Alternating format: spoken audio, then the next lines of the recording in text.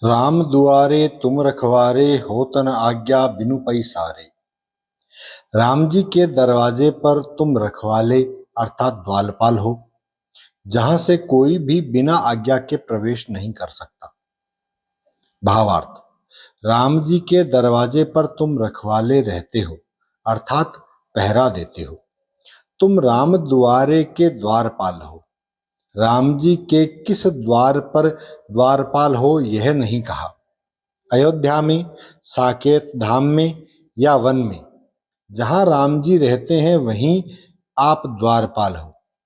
इसलिए किसी धाम या स्थान के द्वारपाल नहीं कहा, वह राम द्वारे कहा, अर्थात राम जी जहां भी होते हैं आप द्वारपाल रहते हो। श्री राम जी की प्राप्ति दर्शन के मार्ग का प्रारंभ ही द्वार है। आपकी कृपा के बिना श्री राम जी के दर्शन या उस धाम में प्रवेश नहीं हो सकता है। राम जी से मिलने के लिए पहले हनुमान जी से मिलना होता है, क्योंकि आप द्वार पर हैं। आपसे मिले बिना कोई राम जी से नहीं मिल सकता। सुग्रीव को आपने मिलाया, विभीषण को आपने मिलाया, सीता जी को भी आपने मिलाया, भरत जी को भी मिलने से पूर्व आपने ही संदेश देकर मिलाया आदि। राम दुआरे तुम रखवारे, आज्ञा बिनु न होत पैसारे। अन्वय अर्थात राम जी के द्वार पर तुम रखवारे हो, वह बिना भगवान राम की आज्ञा के कोई किसी का वहां प्रवेश नहीं होता, अर्थात राम आज्ञा पालक हो। भक्त को भी राम जी से मिलाने के लिए राम जी से आज्ञा प्राप्त करते हैं, वह वहां से आज्ञा मिलने पर ही उसको प्रवेश मिलता है। राम जी से यह आज्ञा भी अनुमति भी आप ही प्राप्त करते हैं, मिले बिना अन्य कैसे प्राप्त कर सकता है। सुग्रीव से मिलाने के लिए आज्ञा प्राप्त करते हैं, यथा नाथ शैल पर कपिपति रहहीं, सो सुग्रीव दास तब अहहीं। तेहि सन नाथ मैत्री कीजे, दीन जानते ही अभय करीजे। होतन आज्ञा अथवा बिनु पैसारे, अर्थात बिना प्रवेश किए आज्ञा ही नहीं होती। श्री राम के द्वार पर आप रखवाले हैं। किसके? राम के। उन्हें भी आपकी रक्षा की आवश्यकता है? नहीं, भक्तों के रखवाले हैं। राम जी के दरवाजे तक जो भक्त आ जाते हैं उनकी रक्षा का भार आप पर ही है। प्रश्न भाव है कि जो राम जी के द्वार पर पहुंचते हैं उन्हीं की रक्षा हनुमान जी करते हैं, शेष की नहीं। जो राम की ओर उन्मुख हो चुके हैं वे सभी राम जी के द्वार पर ही तो हैं।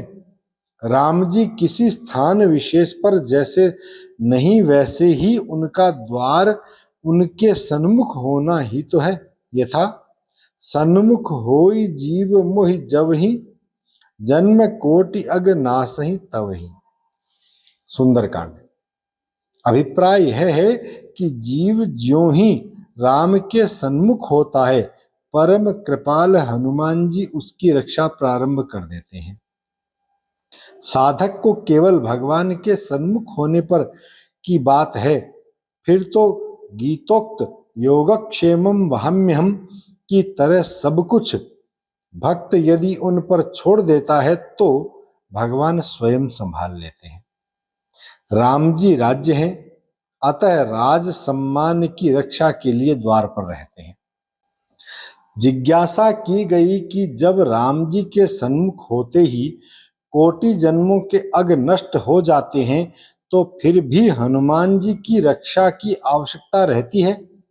कदाचित किसी को नहीं रहती हो। पुनः कोटि जन्मों के अग नष्ट होते हैं तो भी यहाँ तो जीव के कितने कोटि जन्मों के अग हैं कौन जानता है। कोटि कोटि जन्मों में से कोटि जन्मों के अग नष्ट होने से भी राम के द्वार में प्रवेश तक किस जन्म का अग बाधक हो जाए कौन कह सकता है। पुनश्च राम जी के सन्मुख होना ही राम का द्वार है। व इस द्वार पर पहुंचने में जो बाधाएं हैं उन्हीं से रक्षा श्री हनुमान जी करते हैं। हनुमान जी स्वयं श्री जगत गुरु शंकर के अवतार हैं, अतः जीव के आचार्य हैं। इनकी कृपा से ही राम द्वारे में प्रवेश सुलभ हो सकता है, अन्यथा जीव की प्रवृत्ति ही इधर नहीं होती। कहाँ है? पापवंत कर सहज स्वभावु, भजन मोर तेहि भाव न काहू। होत न आज्ञा बिनु पैसारे, अर्थात आज्ञा के बिना प्रवेश नहीं हो सकता, अथवा प्रवेश के बिना आज्ञा नहीं होती।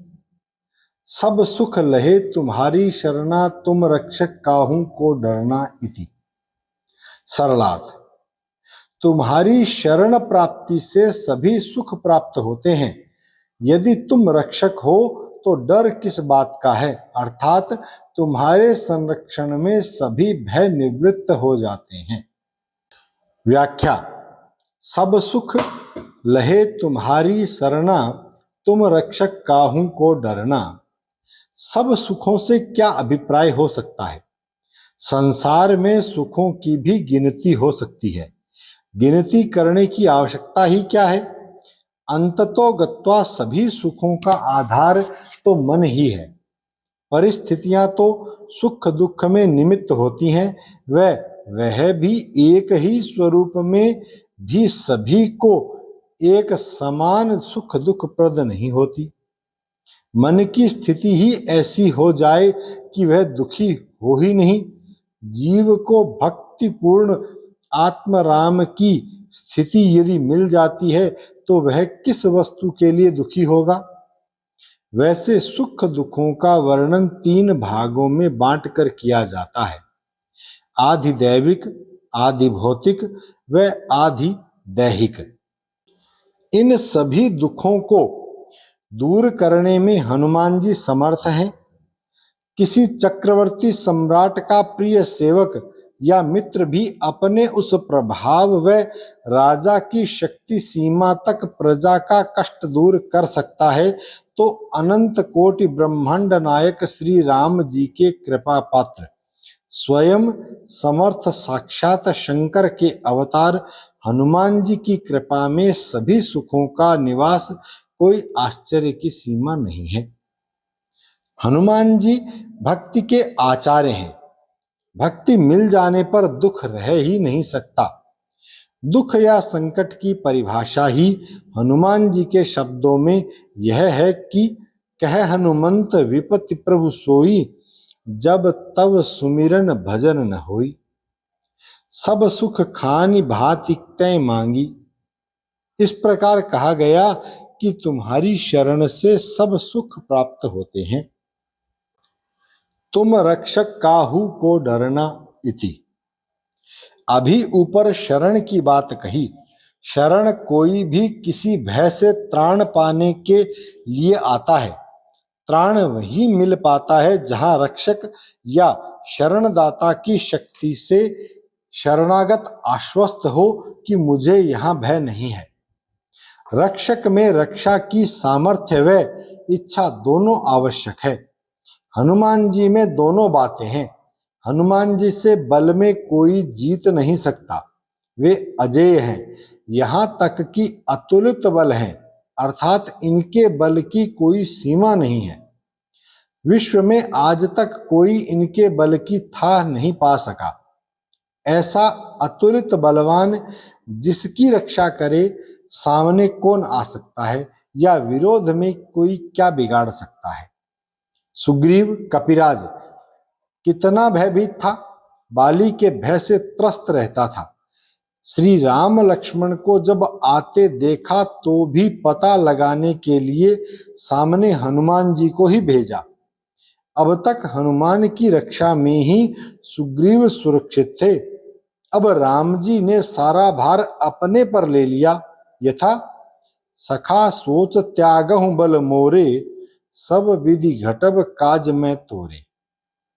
राम जी के बल के बारे में सुग्रीव आश्वस्त नहीं था, अतः राम जी को भी दुंदुभी अस्तिताल दिखराए। पर राम जी जानते थे कि भय मुक्त हुए बिना रक्षक की शक्ति के प्रति आश्वस्त होना कठिन है।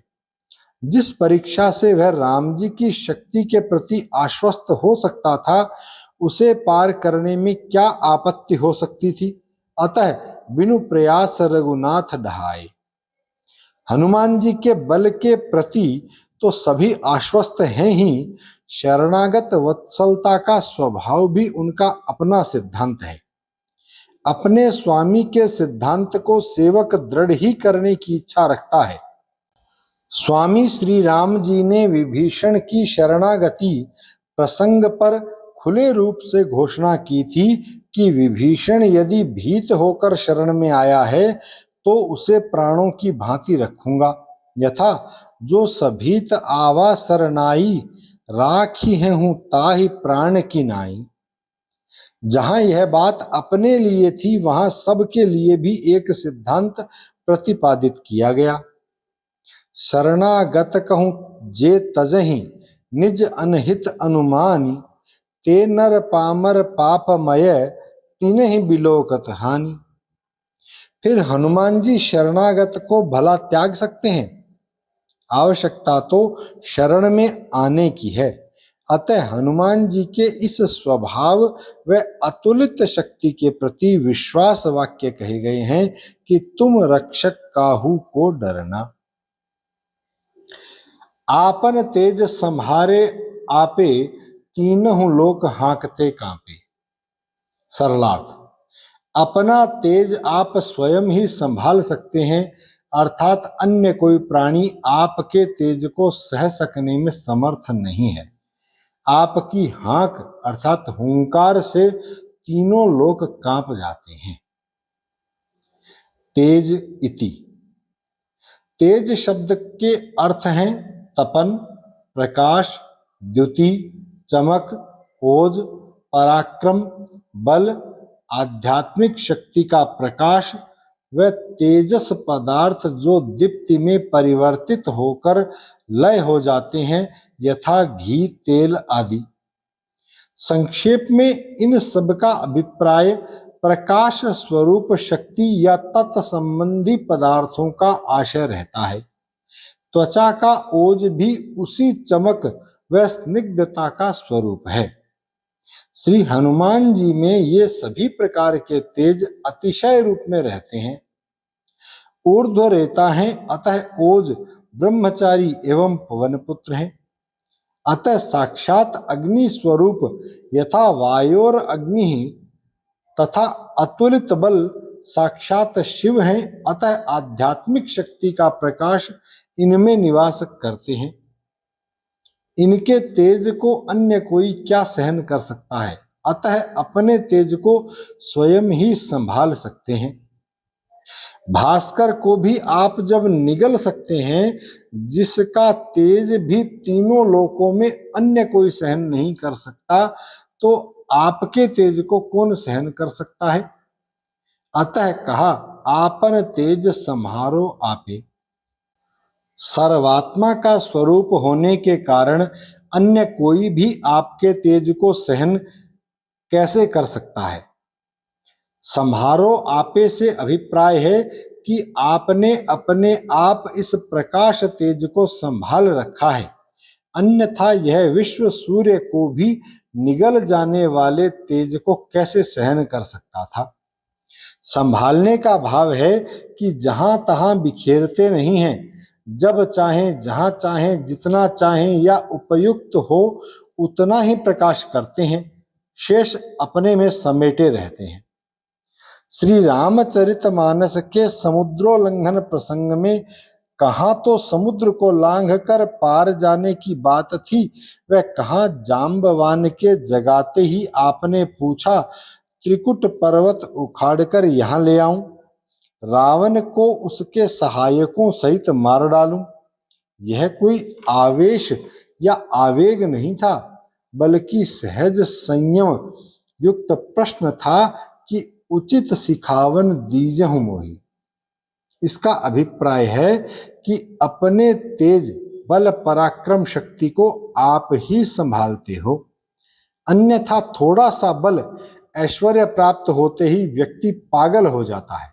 यथा जस थोरेउ धन खल इतराई, रावण को थोड़ा बल मिला तो हालात यह हो गए कि रण मदमत्त फिरहि जग धावा, प्रतिभट खोजत कतहु न पावा।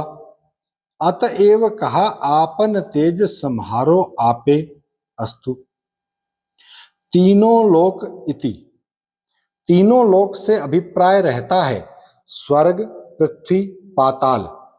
यद्यपि 7 अधः लोक व 7 ऊर्ध्व लोकों की गणना भी की गई है, सभी स्थितियों में भूलोक को मध्य में माना गया है। गणना में ऊर्ध्व लोकों का प्रथम सोपान है।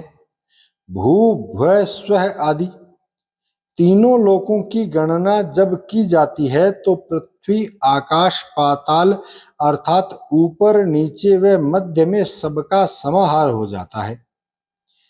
हांकते कांपे इति, तीनों ही लोक आपकी हुंकार से कांप जाते हैं, भयभीत हो उठते हैं। हुंकार मुंह बंद करके गले से जो ध्वनि नासिका रंध्र से वायु के निस्सारण से की जाती है उसे कहते हैं। इसमें आवाज प्राणवायु की दबी हुई होती है। गला व मुंह खोलकर ललकार होती है। जब हुंकार से तीनों लोग कांपते हैं तो ललकार की कौन कहे। हनुमान जी की हुंकार शास्त्र प्रसिद्ध है। महाभारत के युद्ध में भी भीम की सहायता उसके साथ हुंकार करके की थी। जब भीम पर शत्रुओं का जमाव होता तो भीम हनुमान जी का स्मरण करके युद्ध में शत्रुओं को ललकारते तो उसकी ध्वनि के साथ ही हनुमान जी थोड़ा हुंकार देते, बस शत्रुओं के कलेजे थर्रा जाते, सभी भाग खड़े होते। तीनों लोकों में कोई व्यक्ति या दल नहीं जो इनकी हुंकार से दहल न जाते हों। एक साथ तीनों लोकों को अपनी भयंकर हुंकार से कंपा देते हैं। अतः कहा तीनों लोक हांकते कांपे।